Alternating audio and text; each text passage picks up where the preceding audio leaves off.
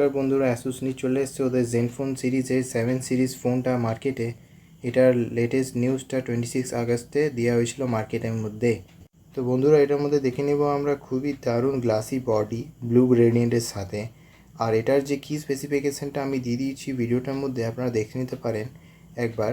আর এর মধ্যে যে আগের 6 সিরিজ যে ফোনটা ছিল জেনফোনের, সেটার মধ্যে ডুয়েল ক্যামেরা দেখতে পেয়েছিলাম, যেটা পেছন দিকে সামনের দিকে ফ্লিপ হতো। আর এই ফোনটার মধ্যে আমি দেখে নিব ট্রিপল ক্যামেরা, যেটা পেছন থেকে সামনের দিকে ফ্লিপ হয়।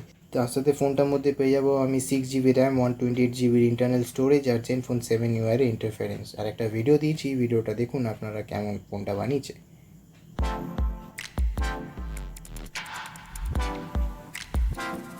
খুবই দারুণ গ্লসি বডি বানানো হয়েছে এটার মধ্যে। আর 6.67 ইঞ্চ 90 Hz অ্যামোলেড ডিসপ্লেও দেওয়া হয়েছে এই ফোনটার মধ্যে। অল ইন ওয়ান স্মার্ট কি ইন্ট্রোডিউস করা হয়েছে এই ফোনটার মধ্যে, যেটার ভিডিও আমরা দেখবো পরে।